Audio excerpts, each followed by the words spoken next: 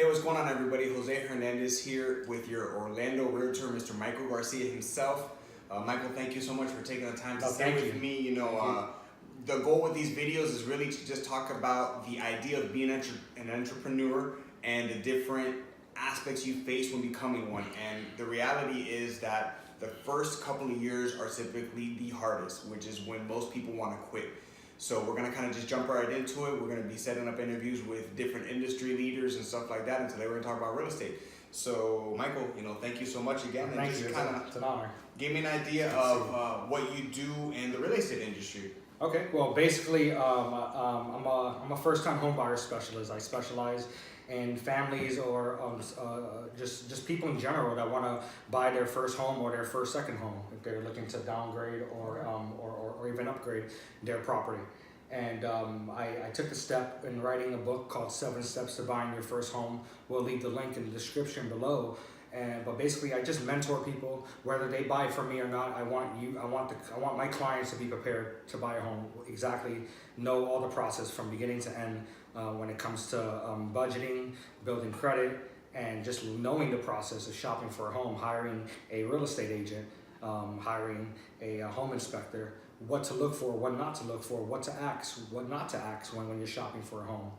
So that's pretty much what I do. Yeah, I'm sure a lot of people kind of just think it's easy, just go find a house and go buy it. Right. Yeah, no, it's definitely not easy. That's why you need realtors out there. I know the market's changing with everything being online, but you need that one-on-one personal experience. You need an expert out there to help guide you, to help negotiate through the transaction. Absolutely. I've been through the home buying process myself, and it's definitely an ordeal. So if you're looking for somebody that can help you, find somebody like Michael. Like he said, he's great about it. Doesn't have to be him. Just find somebody that knows what they're doing in the industry, and don't allow yourself to set yourself up to be hurt in the long run. You want to make sure you're doing right decisions financially, budget, everything like that, and find the right house for you. Correct. Do you do real estate full time? I do real estate full time now. I've been in the business since 2014.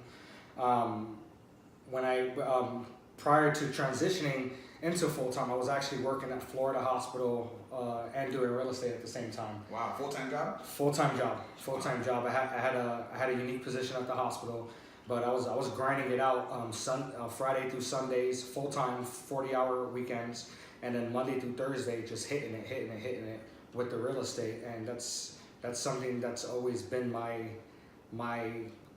drive was just to find people who needed to buy a house. It was just a passion of mine. Okay, and do you still work at the hospital now, or? No, I resigned last year in July. Again, I had a unique position, so I was traveling through different campuses, and I got a very nice job offer with a nice salary increase. And I told the doctor, give me a few days to think about it so I can talk about it with my ex at the time. And I went into his office 2 days later, and I said, listen, here's my 2 weeks notice, and I'm just going to pursue my dream in real estate. I appreciate the job offer. And last year, July, was my last month at Florida Hospital.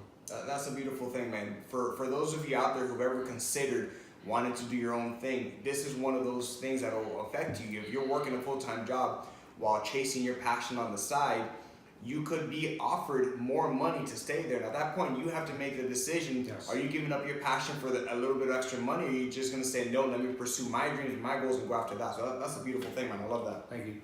So tell me about some of the sacrifices you've made. Man, where do I begin? Well, I'll start here. I took the real estate exam 18 times. Wow. 18 times. It was very challenging for me. I failed by 1 point pretty much each time, like 1 or 2 points. I have 17 fail sheets, and if I ever write a biography, I'll add some score sheets in the book somewhere. But just 18 times, man, that was definitely a sacrifice. I passed a week before my certificate for the real estate school expired, because after you pass real estate school, you have 2 years to pass the state exam. And during the 2 years, man, it was very challenging, both in my personal life and in my work life too. Because I was working at the bank, and then I went to Florida Hospital. And a buddy of mine, when I first got licensed, he helped me get into the hospital. He said, "Man, I know you got your license. I know you want to do this, but just promise me 1 year at Florida Hospital, and then you can do whatever the hell you want. And I kept my word. 5 years later, I'm still at the hospital, and man, it was working at the hospital. It was really truly an experience, man. I've learned so much, definitely about sales. I remember I almost got fired at the hospital when I first started. I was in my 90-day period, and my boy came up to me, and I was in the break room. I was playing PSP or whatever the case is, right? And he said, "Listen, you're messing up on the accounts." I was doing audits and finances at Florida Hospital.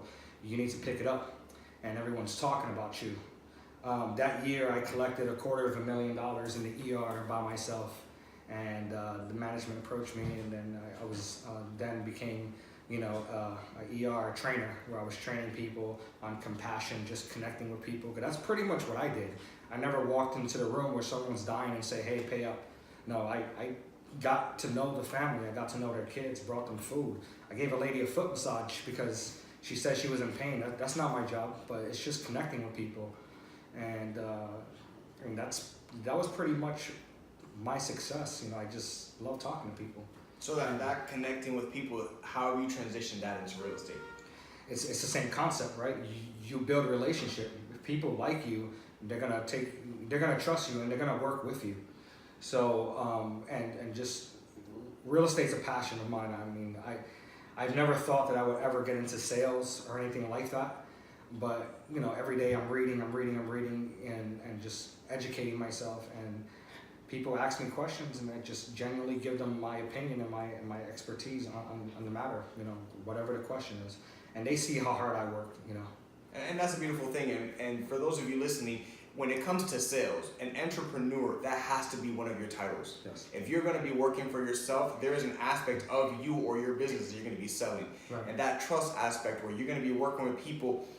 I don't care how good you are at sales. If I don't trust you, I'm not buying. Correct. So that's what it comes down to. You have to put that emotional connection with your passion to truly be able to make a sale, and for people to feel that what you're going to do. And it shows when you're doing real estate. So that's awesome. Right. And it's not, I'm sorry. No. There's more to just real estate, because I think just being in sales, period, or for me, like, I like to learn a little bit of everything. A little bit about landscaping, roofing, electrical, insurance, finances. That way I'm the jack of all trade, but a master of none. So I know a little bit of everything. So people naturally gravitate towards me. "Hey, Mike, how can I do this? How can I do that?" And I'll connect them with the right people. The more people you know, the easier it is your business becomes, because this is a business. And absolutely, that's just my approach. I just try to learn as much as I can and connect with people and network. And it's crazy because you talk about roofs and stuff like that. And again, if you've never been through the real estate process, you want a professional, because I've been to look at the houses that I fell in love with, but when you have it inspected, the roof's about to fall on you and the fireplaces are cracked, and you want somebody that knows what they're doing to really take a look at it.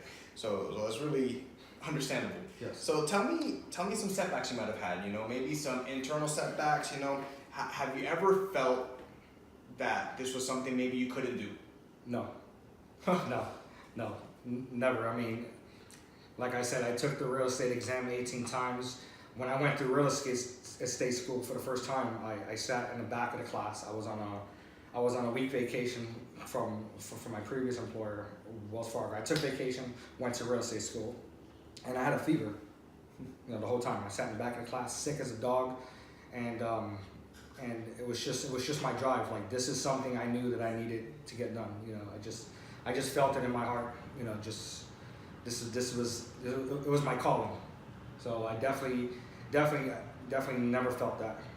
So the idea of failing wasn't even an option? No, it's not an option.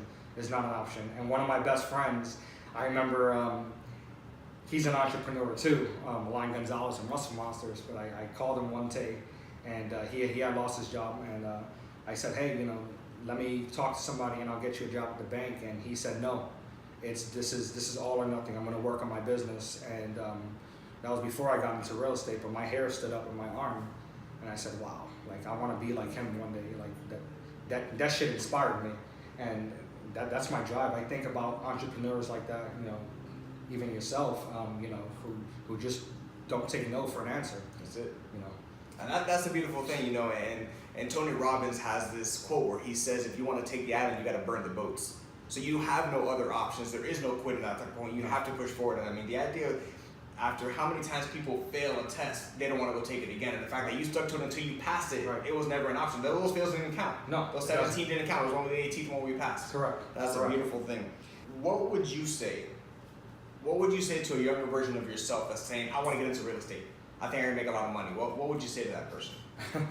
You know, I'm sure you hear this all the time. People say, oh, you know, you make your job look easy. I bet you I can do this. Or I found these houses online. I bet you I can do this. People always see the end result, but they don't know the shit that you have to go through, right? So, and you know, I'm sorry for cursing, but it's not easy. It's not easy, man. I would tell a younger version of myself. Well, I guess I never got into the business for the money. So I would tell another person who's starting to get into the business not to go into it for the money. Go into it because you have a passion for helping people, whether it's real estate or selling cell phones or selling pizza. You just have a passion for that, right? And money will come later. Money will always come later if you treat people good and you take care of them and you're honest and you're a man of your word. Money will always come later, and that's always been my mindset. And that's a great aspect to think about, you know, especially going into business. I can tell you from experience, and I've met a lot of people that say they want to be entrepreneurs, money is not enough of a motivator. No. You know, if money was a motivator, more people would have more money, and that's just not the aspect of it. Money's not going to make you wake up early and go bust your butt at a job or doing a part that you don't like for a business that you truly have a passion for. You know, you have to get dirty, you have to do the nasty parts of it, because you care enough about the business and the people you're helping to really want to do it. The money's not enough. So if you're going into anything, it's not just real estate, thinking, oh, I want to make a lot of money, you're already starting off on the wrong foot, because if you don't have the passion behind it, it's never going to go through with anything. Right. And when you're first licensed, if you don't make it past the first 2 years in real estate, you're completely out of the game. I mean, you have to make it past the first 2 years, and then you can call yourself a realtor. You can call yourself a professional, because the first 2 years, man, I didn't make my first sale, and when I first got licensed. When I first started putting it into full effect after my year promise to my boy at the hospital, I didn't make my first sale until 11 months later. Wow. You know, this is still grinding full time at the hospital and just waking up, doing real estate, hustling, marketing, putting signs out, talking to people, answering questions, hours online, reading blogs and forums, and just learning as much as I can about the business. And man, put in a lot of sweat and tears into this. And that's the stuff that people don't see. No, you know, a lot of people thinking any sale, you know, especially real estate, I'm gonna get to make my first sale this weekend. It doesn't just happen overnight. It's not easy, man. You have to have a passion for it, and if you don't have to drive, if you're the type of person who's not self-motivated, then maybe it's not for you. But you have to get up and do it. Whatever it is that you want to do, just gotta get up and kick ass. Right? So where does the journey go from here? What are your next steps? What are you envisioning for the future for you? That's a very good question. I see myself as a mentor. I'm pursuing I'm pursuing my broker's license. Okay. I went to broker school 2 years ago, and I took the broker exam twice last year, and I was off by 3 points, and I had some setbacks in my life. Some of the sacrifices that I had during my journey as an entrepreneur, you know, I lost my family, you know, and that's something I won't dive deep into. But I lost my family, you know. I was always working, and I neglected the person, you know, at the time that, you know, who was important to me, and you know, so that's, man, it's real. It's real, man. It's real, and you know, but I'm here. I'm still standing. It makes me a better person, you know. Okay. You know, things happen for a reason. I'm stronger. I'm more focused now. But just speaking on sacrifices, man, I worked a lot of hours, and I neglected my home. I'm not saying that's going to be for everybody. Everybody's different. But you have to sacrifice something. Nothing comes easy. My mentor, I mean, when he was growing his business, he didn't see his kid until he was in his late teens. Wow. You know, and this guy's, you know, he made it. he made it. He's in that 1%, and that's a drive for me. I just think about that, you know, because, you know, it's that old saying, you know, you work hard now, you play later. You know, I'd rather do it while I'm young and sip mojitos in my early 40s in the beach somewhere, you know, and that's you know. And that's the very true aspect when it comes to running your own business is you do sacrifice. You know, they say that you'll quit a 40-hour job to be your own boss to work 80 plus hours for yourself. And that is the truth, you know, so you have to make those sacrifices. You know, you're going to have to learn to stop watching TV. You're going to have to learn to really try to find that work-life balance if you want to be successful in both avenues, you know, and something you learn from your own experience. You know, something you have to be careful with, you know, because either way can consume you. Either way can consume you. You know, you either let the business consume you, or you let, you know, your family life consume you, and then you're just wishing for a better life. You have to find that balance between both of them. Right. And it's not something that's going to happen overnight. Clearly, as you're putting in the work for it now. Right. So, and I even got sick. I was unhealthy. I gained so much weight. I was last year I was 200, almost 270. You know, I stopped focusing on myself, and if I'm not here, if I don't take care of myself, I don't have a business, I don't have a family. I'm done. I'm dead. You know, so that's another setback that hit me hard. You know, after everything was said and done, lost my family, I looked at myself in the mirror and I was like, what the fuck? So you lost yourself. Yeah, I lost myself. It wasn't myself. I wasn't happy. You ever looked in the mirror and you're smiling, but you know you're not happy. You're not happy. Yeah. Let me tell you, and it's in that moment. Deep. It's in those moments when you look in the mirror when you realize it's time to change. Yes. That's when you make the best changes in your life, you know, and that's what a lot of people call rock bottom. Yeah. You know, and something Les Brown's always said, you know, if you fall down, you look up, you can get up. So keep pushing forward, you know. So amen to that. Listen, Michael, I really appreciate, you know, I wanted to do this quick and easy. Thank you so much for taking the time to talk to us. Of course, guys, these interviews are going to be basically showing the true aspects of what an entrepreneur goes through, you know, the rough part of it. You know, we so used to seeing these videos on TV where you see people with the beautiful cars and the fancy house, they've already done it. That's a beautiful thing, and we all hope to aspire to that one day, but we have to get through this to get to that. It doesn't just happen overnight. So again, thank you. You know, tell us where we can find your information. Now, if you guys are looking for any information on real estate, visit his stuff, man. This is the guy to talk to right here. Thank you. You can find me on Instagram and Snapchat under ORL Realtor. Twitter, if any of you is still using Twitter, I'm under ORL Realtor #1. Facebook, you can find me under Michael Ray Garcia Realtor. That's my business page, and I have a personal page, but I pretty much use both of them for business. And then you can also reach me directly on my cell phone, 407-802-6290, for a free 15-minute consultation. Whether or not you want to buy a house from me or not, I'm here to provide you with some answers. Well, again, Michael, thank you so much for this time. We appreciate it. You. Guys, look up this information. This is where you want to go. Thank you. Hey, what's going on, everybody? Jose Hernandez here. Thank you so much for taking the time to watch this video. We're going to be diving deep into what it takes to be an entrepreneur. We're going to be discussing the first couple of years, what it takes when most people want to quit or don't even start because maybe they don't know what they're going to be getting into. So if you like what you saw, please hit that like button, subscribe. We got plenty more stuff coming your way. And if you have your own business, if you're an entrepreneur and you want to discuss what you're going through, your journey, you want to help other people along the way, please send me a message. Let's talk about your business, where you're at and where you're going. We'd love to hear from you. Thank you guys and have a good one.